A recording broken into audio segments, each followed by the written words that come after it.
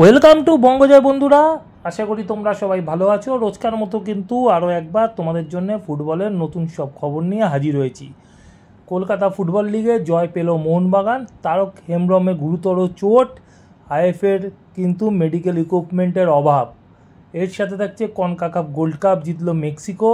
আগামীকাল ইস্টবেঙ্গল খেলতে নামছে সিএফএল ম্যাচ, এবং অবশ্যই ভারতীয় ফুটবলের ট্রান্সফার নিউজের খবর। তো সব খবর তোমরা জানবে। তার আগে বলবো যে আমার চ্যানেল বঙ্গজয়কে তোমরা লাইক, শেয়ার আর কমেন্ট করো। আর চ্যানেলে যারা নতুন এসছো তারা অবশ্যই সাবস্ক্রাইব করে বেল বাটনটা অন করে দাও, যাতে ফুটবলের সব নোটিফিকেশান তোমরা রোজকার মতন পেতে থাকো। তো প্রথমেই আসি আজকে কনকাকাপ গোল্ড কাপ নিয়ে। আর কনকাকাপ গোল্ড কাপ জিতলো কিন্তু মেক্সিকো। রাউল হিমেনেজ এবং এডসন আলভারেজের গোলে কিন্তু যুক্তরাষ্ট্রকে 2-1 গোলে হারিয়ে 2025 সালে কনকাকাপ জিতলো মেক্সিকো। আর এই নিয়ে কিন্তু টানা দ্বিতীয়বার মেক্সিকো এই শিরোপা অর্জন করলো। তবে শিরোপা জয়ের থেকে কিন্তু এই ফাইনাল ম্যাচ বিতর্ক পিছু ছাড়ল না মেক্সিকোর। এই ম্যাচে কিন্তু মেক্সিকোর ডিফেন্ডার একটি বল বক্সের ভেতর হাত দিয়ে থামিয়ে দেয়, গড়ানো বল হাত দিয়ে দেখা যায় যে থামিয়ে দেয়, কিন্তু রেফারি দেখেও কিন্তু সেটি পেনাল্টি দেননি, যা নিয়ে কিন্তু কনকাকাপ গোল্ড কাপ শেষে কিন্তু একটা বিতর্ক রয়েই গেল। যদি পেনাল্টিটা পেত তাহলে কিন্তু হয়তো খেলা স্কোর অন্য কিছু হতে পারত। তবে আমেরিকার দুর্ভাগ্য যে রেফারি এই ম্যাচে পেনাল্টিটি দেয়নি। এবারে চলে আসি কলকাতা ফুটবল লিগের খবরে। আর আজ কিন্তু ব্যারাকপুর স্টেডিয়ামে কলকাতা ফুটবল লিগে মোহনবাগান সুপার জায়েন্ট মুখোমুখি হয়েছিল রেল এফসি। আর এই ম্যাচ জিতলো কিন্তু মোহনবাগান সুপার জায়েন্ট। ম্যাচের 6 মিনিটের মাথায় সন্দীপ মালিকের গোলে এগিয়ে যায় মোহনবাগান সুপার জায়েন্ট। এরপর দ্বিতীয়ার্ধে কিন্তু তুল্যমূল্য লড়াই হয়। রেল এফসি কিন্তু গোল শোধ করার জন্য মরিয়া হয়ে ওঠে।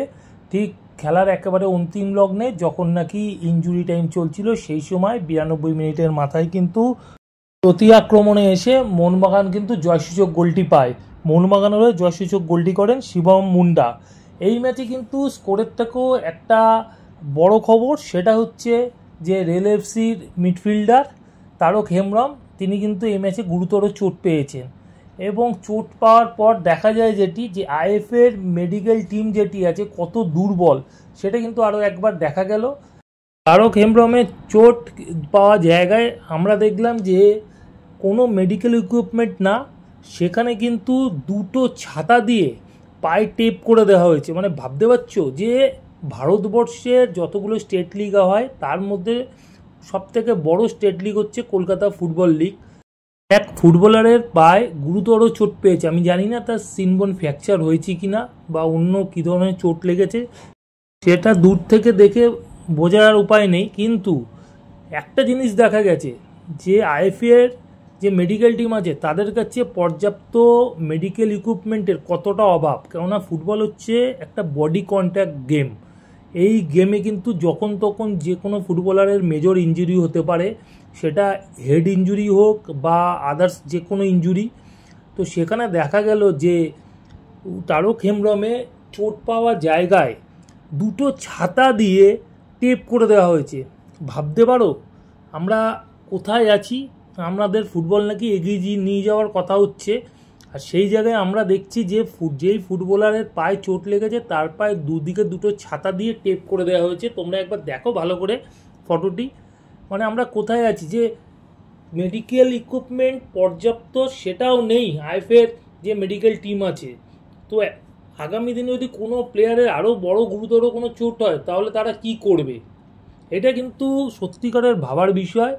জানি না আইএফএ কবে পেশাদার হবে। যেভাবে কলকাতা লিগ চলে সেটা নিয়ে কিন্তু সবসময় প্রশ্ন থেকে যায়। আরও একবার কিন্তু এবারে আইএফএর মেডিকেল টিমের ইকুইপমেন্ট নিয়ে কিন্তু প্রশ্ন উঠে গেল। এবারে যদি সিএফএল এর অন্য ম্যাচগুলোর খবর বলি তাহলে কিন্তু সুরুচি সংঘ 6-0 গোলে হারালো মেসারাসকে। আর অন্য একটি ম্যাচে কিন্তু পুলিশ এসি 3-0 গোলে হারালো জর্জ টেলিগ্রাফকে। এবারে আসি একটু ভারতের মহিলা ফুটবল দলের খবরে। আর ভারতের মহিলা ফুটবল দল কিন্তু এশিয়া কাপ কোয়ালিফাই করে দেশে ফিরল। আর তাদেরকে কিন্তু বিমানবন্দরে স্বাগত জানানোর জন্য ফেডারেশনের কর্মকর্তারা উপস্থিত ছিল, এবং ফেডারেশন থেকে কিন্তু ঘোষণা করা হয়েছে যে ভারতের মহিলা ফুটবল দল এশিয়া কাপে কোয়ালিফাই করার জন্য তাদেরকে কিন্তু $50,000 পুরস্কৃত করা হবে।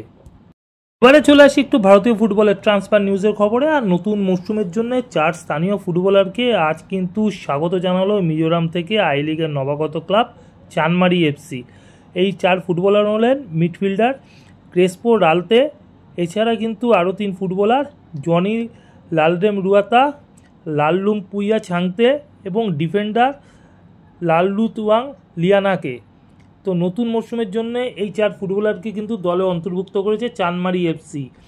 এছাড়া কেরালা ব্লাস্টার্স কিন্তু নিজেদের দলে সই করালো ভারতের অনূর্ধ্ব 19 দলের সেন্টার ব্যাক ফুটবলার 18 বছর বয়সী সুমিত শর্মাকে।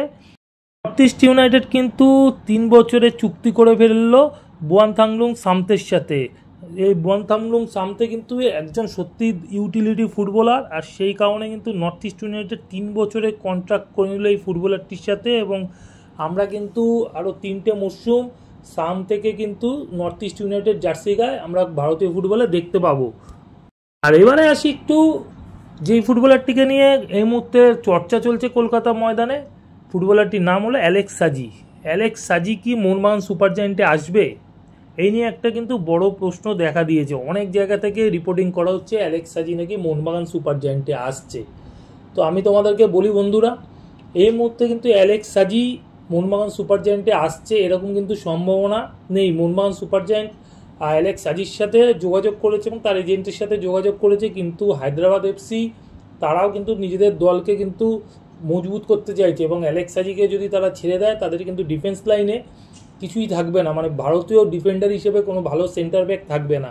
তো সেই কারণে কিন্তু হায়দ্রাবাদ এফসি এই মুহূর্তে কিন্তু অ্যালেক্স সাজিকে ছাড়তে চাইছে না। অ্যালেক্স সাজির সাথে হায়দ্রাবাদ এফসির চুক্তি 2029 সাল পর্যন্ত আছে, মানে একটা লং টার্ম কন্ট্রাক্ট হায়দ্রাবাদ এফসির সাথে অ্যালেক্স সাজির আছে।